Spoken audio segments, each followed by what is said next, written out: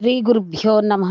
మద్గురుదేవులు చిన్నరామచంద్రయార్లు వారి పాద పద్మములకు నమస్కరించుకుంటూ, శ్రీ సత్యానంద సత్యమయ్యార్లు వారికి నమస్కరించుకొని, శ్రీమద్ భాగవత కృష్ణదేశకేంద్రులు వారు రచింపబడిన శక్తిద్వయ నిరాశకంబైన శుద్ధ నిర్గుణ తత్వ కందార్థ దరువుల నుండి 9వ అధ్యాయము గురుమంత్ర ప్రతాపం నుండి 11వ కందార్థము క్రమ సంఖ్య 171.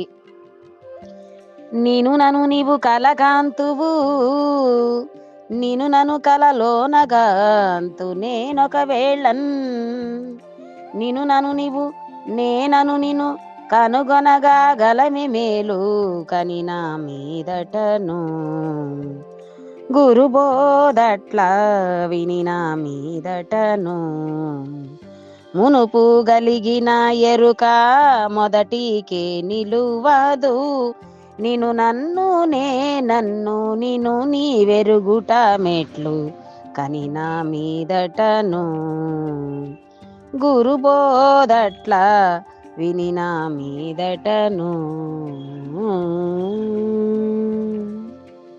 గురుభ్యో నమః. ఆత్మానాత్మరకితం అచల పూర్ణోపదేశికం శ్రీ నిశ్చలానంద నారాయణ గురోర్శిష్యం శ్రీశైల వంశాంబుధిరేవ జాతం శ్రీ పరమానంద శంకరేంద్రం గురుం భజామి. మద్గురుదేవులు శ్రీ శ్రీ పరమానంద శంకర నారాయణ స్వామి వారి పాదపద్మములకు నమస్కరించుకుంటూ, శ్రీమద్ భాగవత కృష్ణదేశికేంద్ర ప్రభువులచే విరచితంబైన శక్తిద్వయ నిరాశకంబైన శుద్ధ నిర్గుణతత్వ కందార్థ దరువులు 9వ అధ్యాయము గురుమంత్ర ప్రతాపము నుండి ఈరోజు మనము 11వ కందార్థాన్ని విచారించుకుంటున్నాము. అనగా క్రమ సంఖ్య 171. క్రిందటి కందార్థంలో గుర్తను కలలో నారీ నరులూరికే వచ్చి, అనగా గుర్తనగా అఖండ ఎరుక, పరిపూర్ణ పరబ్రహ్మములో లేనిదే తనంతట తానుగా కలవలే ఏర్పడి, అందులో నారీ నరులు ఊరికే వచ్చి అనేక బయలుకు, అనేక బలములకు, అనేక మహాయావృతమై అనేక బ్రహ్మాండ పిండాండములగుటయే ఆ ప్రకృతి పురుషులు నారీ నరులుగా పిండాండమందు చైతన్యము ఏర్పడి, అందులోని గుర్తు పిండాండమందలి అవిద్య చైతన్యములనే ఎరుక గురు మేల్క పొందినచో, ఇక గుర్తనే చైతన్యము లేకపోవును, అవిద్య కూడా లేకపోవును. ఇదే గుర్తు అనగా ఎరుక లేకపోయినచో గుర్తించే ఎరుక లేదు కదా, కనుక ఆ పై మాట నెరిగేదేదన్నా అంటూ కృష్ణదేశికేంద్రులు వారు సంబోధించారు. ఇక తదుపరి కందార్థము క్రమ సంఖ్య 171 గురుమంత్ర ప్రతాపంలో గురుకృప.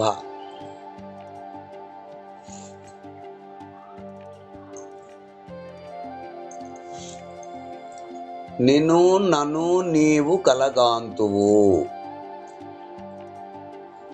నిను నను కలలోనగాంతు నేనొకవేళన్, నిన్ను నను నీవు నేనను నీవు కనుగొనగా గలమే మేలు కనినా మీదటను, గురు బోధట్ల వినినా మీదటను, మునుపు గలిగిన ఎరుక మొదటికే నిలువాదు, నిన్ను నన్ను నేనన్ను నిను నీ వెరుగుట మెట్లు కనినా మీదటను, గురు బోధట్ల వినినా మీదటను. అంటే శిష్య, అయ్యా వివరించండి నాయన. నిన్ను నన్ను నీవు కలగాంతువు. అంటే విచారణ చేసే మనం ఇరువురము అగుర్తరిగే నీ కలయందు తోచబడుచున్నది.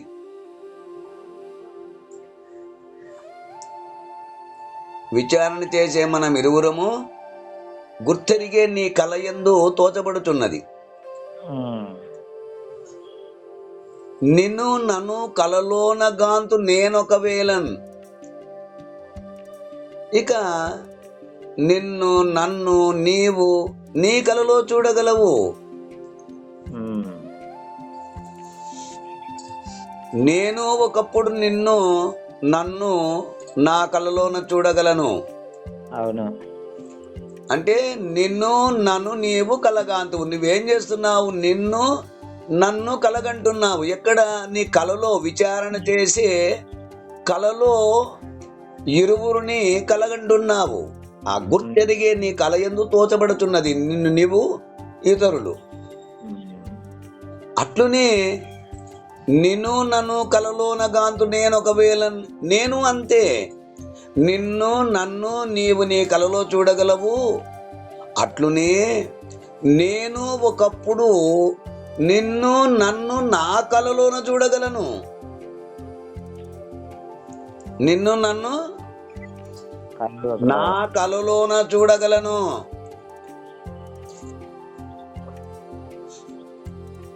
అయితే వినే నీవు, చెప్పే నేను ఆ గుర్తెరిగే తెలివి ఎందు తోచబడుతున్నాము. వినే నీవు గాని చెప్పే నేను గాని ఆ గుర్తెరిగే తెలివి ఎందే తోచబడుతున్నాము.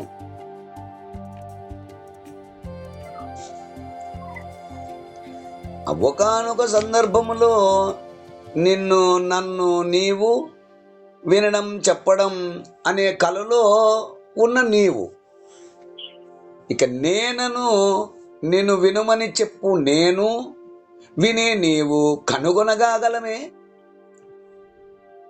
విచారించి చూచినచో ఉనికి కలిగి ఉంటామా?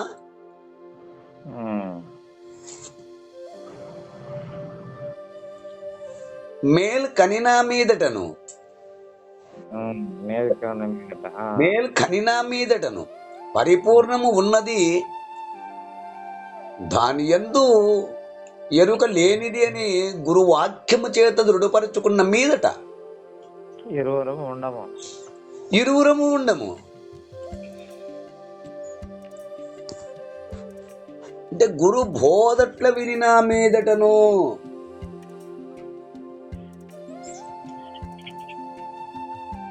గురు బోధట్ల వినినా మీదట అనగా గురు బోధచే కల నుండి మేలుకొనే విధానము తెలుసుకుంటే ఎట్లో ఆ విధముగా పరిపూర్ణ బోధ విని గురు మేల్క పొందినచో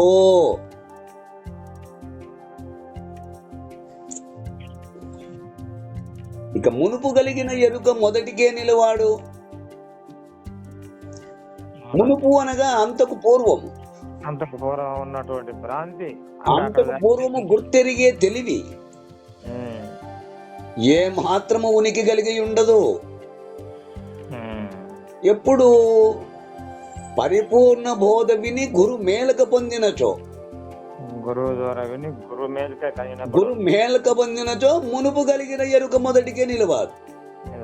ఇక అంతకు పూర్వము గుర్తెరిగే తెలివి ఏ మాత్రము ఉనికి కలిగి ఉండదు అని ఎరుక లేనిది అని ఆ ద్వాదశి షోడశి మంత్రముల ద్వారా దృఢపరుచుకున్న మీదట సర్వభ్రాంతులకు మూలమైన గుర్తు లేనిదగుచున్నది. అవును. అంటే నీకు గాని నాకు గాని ఇరువురికి, నీకు గాని నాకు గాని పూర్వము ఉన్న ఎరుక లేకుండా పోవును. అవును. ఇక్కడ నీకు నాకు అంటే నేను మేనులనే తీసుకోవాలి, అంటే జీవేశ్వరులనే తీసుకోవాలి. నీవు నేను అంటే వేరుగా తీసుకోకూడదు. నేను మేనులు అంటే జీవుడికి కానీ ఈశ్వరుడికి కానీ. నీకు గాని నాకు గాని పూర్వమున్న ఎరుక లేకుండా పోవును. నేను నన్ను, నీవు నేను, నన్ను నిన్ను, నేననే నేను నీవు ఎరుగుటమెట్లు? నిన్ను, నన్ను, నీవు, నేనన్ను నిన్ను, నేననే నేను నీవు ఎరుగుటమెట్లు? ఈ విధముగా దృఢపరుచుకున్న మీదట అంటే కనినా మీదటను అంటే విచారించిన మీదట. ఇక ఎరుకపోయిన పిదప నీవు నిన్ను, నేను, నన్ను, నిన్ను ఇరువురము చూడలేము. నిన్ను నీవు చూడలేవు, నన్ను చూడలేవు. మరి నేను నన్ను చూడలేను, నిన్ను చూడలేను. ఎప్పుడు గురు మెలకువ చేత ఎరుక లేకపోయినచో, గురు మెలకువచో ఎరుక లేకపోయినచో ఇక నిన్ను నీవని, నేను నేనని, నీవని ఎరుగుట ఉండదు. ఇరువురము అట్లా లేకుండా పోతాం కనుక ఎరిగే వాళ్ళం ఉండము. అది ఎప్పుడు గురు వాక్యముచే మేలుకున్నవారు. అవును. ఆ మేలుకున్నవారు నీ సంగతి, జగత్తు యొక్క సంగతి అంటే జగత్ అధిష్టాన ఈశ్వరుని సంగతి, ఇన్ని విచారణలు ఎరుకలోనే జరుగుతున్నవి. అవును. ఎరుకలోనే గురువు శిష్యుడు బోధ విచారణలు జరుగుతున్నవి. అవును. నీవంటే శిష్యుడు, నేనంటే గురువు. అవును. ఎరుకలోనే నీవు నేను గురు శిష్యులుగా బోధ విచారణలు జరుగుతున్నవి. కలలోనే.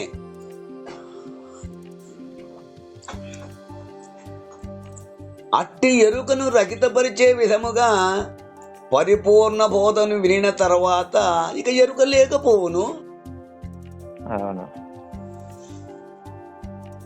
ఆ విధముగా ఎరుక రహితమైన పిదప మళ్ళీ నేనని, నీవని, జగమని, ఈశ్వరుడని, పరిపూర్ణమనే ఎట్టి నిర్ణయములు ఉండవు. కనుక కళాకాంతువు ఎరుకలోనే చూచెదవని భావం. ఇదంతా కూడా ఎరుకలోనే నువ్వు చూస్తూ ఉన్నావు, ఎరుకలోనే ఇదంతా కలగంటున్నావు, కానీ మేలకరిన తర్వాత నిర్ణయములే లేవు.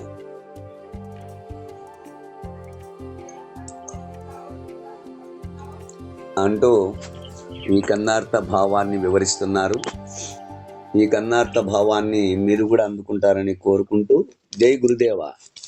జై గురుదేవ. జై గురుదేవ. జై గురుదేవ. జై గురుదేవ.